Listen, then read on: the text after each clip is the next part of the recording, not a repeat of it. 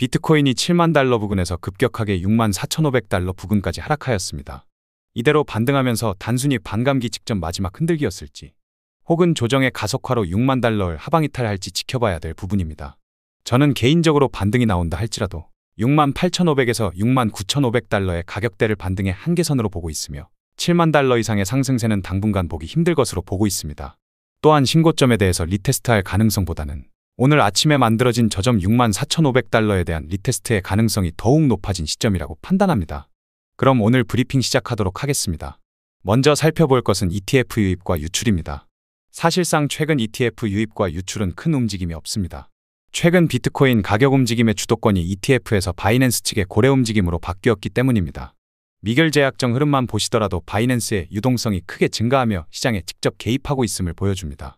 이제까지는 코인 측의 자체 세력들이 큰 움직임을 보여주지 않았기에 ETF의 유입에 따라 가격을 방어하고 가격 상승을 이끌어갔다고 한다면 이제는 코인 측의 세력들이 시장에 직접 개입하고 있습니다. ETF에서는 유입한다고 할지라도 그 양을 일정치 이상 유입을 안 시키고 있습니다. 워낙 가진 자금이 막대하니 자금을 천천히 유입시키고 있는 것이겠죠.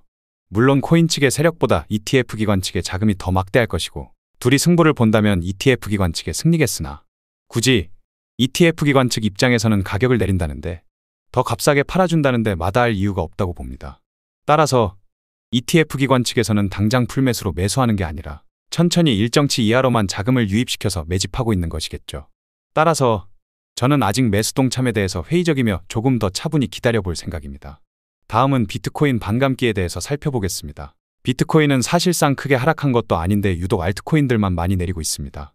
알트코인들의 평균 가격은 점차 내려가고 있으며 저점을 지속적으로 경신하고 있는 모습입니다. 아마 매수홀더분들이 버티는 가장 큰 이유는 비트코인 반감기라고 하는 대형 호재에 따라 가격 상승에 기대 심리를 걸고 있는 것이 아닌가 싶습니다. 그러나 비트코인 반감기라고 하는 것은 즉발적인 호재가 아닙니다.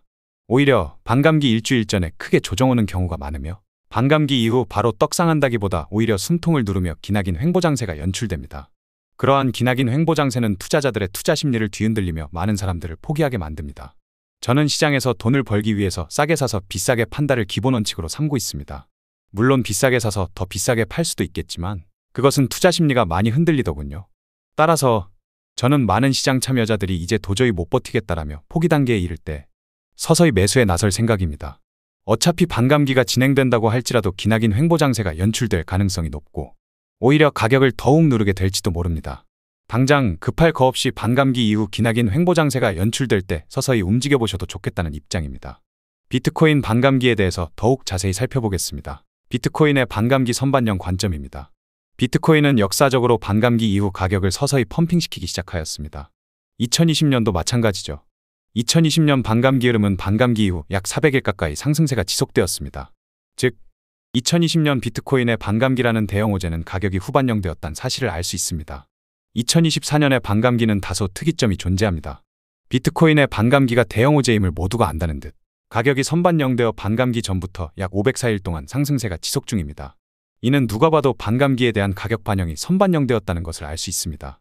무려 저점으로부터 504일 동안 상승장이 지속되고 있죠.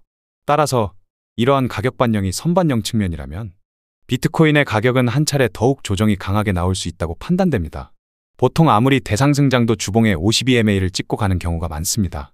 지난 2020년 대상승장에서도 고점을 찍고 주봉 52MA를 터치한 뒤 가격의 급등을 다시 견인하였습니다. 따라서 이번에 조정의 마지막 끝지점은 주봉의 52MA를 터치하고 다소 긴 횡보장세를 연출한 뒤 다시 가격 급등을 견인할 가능성이 높다고 판단됩니다. 다음 살펴볼 것은 달러 인덱스의 흐름입니다. 지금 환율이 심상치가 않습니다. 달러 인덱스가 급등하고 환율이 지속해서 상승하고 있습니다. 달러 가치가 상승한다는 것은 안전자산인 달러를 사려는 사람이 많다는 것입니다. 위험자산을 팔고 안전자산인 달러를 산다는 것이며 현금화에 중점을 둔다는 것이죠. 이러한 달러 가치의 상승과 환율의 상승은 미증시와 국내 증시에도 타격을 입히게 될 것이고 전체적인 위험자산군에 있어서 다소 조정 흐름이 찾아올 가능성이 높아진 시점이라고 판단합니다. 최근 전쟁 이슈나 지정학적 리스크가 시장의 긴장감을 고조시키고 있습니다. 중국에서는 이미 미친 듯이 금을 사들이고 있죠. 따라서 홍콩 ETF가 승인된다고 한들 중국 차이나머니가 당장 유입되긴 어렵다고 보는 이유이기도 합니다. 지금 전쟁이다 뭐다 해서 안전자산인 골드나 달러로 다들 회피하고 있는데 위험자산인 비트코인을 굳이 당장 매수할 것으로 보이진 않기 때문입니다. 어느 정도 시장 리스크가 해소되고 비트가 다시 반등 타기 시작할 때 엄청난 중국의 차이나머니가 유입될 것이고 지금 당장은 그 순간이 아니라고 판단합니다. 다음 주제는 시장 지배율에 관한 내용입니다. 해당 차트는 비트코인 도미넌스 차트입니다. 비트코인 도미넌스라 함은 시장 지배율을 의미합니다. 지금 우려했던 상황이 벌어지고 있습니다. 비트코인이 상승할 땐 알트코인의 상승세가 미비하며 비트코인이 하락할 땐 알트코인의 하락세가 크게 나오는 상황입니다. 이러한 움직임을 통해 이게 진짜 상승장이 맞는가 계속 의구심을 안내드렸죠. 보통 이러한 움직임은 조정 국면에서 나오는 모습이기 때문입니다. 실제로 비트코인 도미넌스 차트를 보시면 비트코인의 시장 점유율이 지속해서 상승 모멘텀을 그려주고 있고 알트코인의 시장 점유율은 지속해서 빠지고 있는 모습입니다. 물론 다시 한번 알트코인들의 일시적인 반등은 나올 것이라 봅니다. 다만 그것은 일시적 반등일 뿐 평균 가격 자체는 저점을 경신하며 지속해서 하락하게 될 것이라 봅니다. 이러한 상황에서 대부분의 분석가들은 비트코인이 60K 하방으로 이탈하지만 않는다면 안전하다, 버텨라 라는 의견을 다수 내고 있습니다. 잠시만요. 이러한 상황에서 60K 하방 이탈까지 버티라는 의견엔 전 절대 동의할 수 없습니다. 비트코인이 조금만 빠져도 이렇게 알트코인들의 가격이 우후죽순 박살나고 있는데 비트코인이 60K를 하방 이탈하는 순간 알트코인들은 고점 대비 마이너스 50% 이상의 손실을 내게 될 것입니다. 그리고 손절한다면 그것이 의미가 있을까요?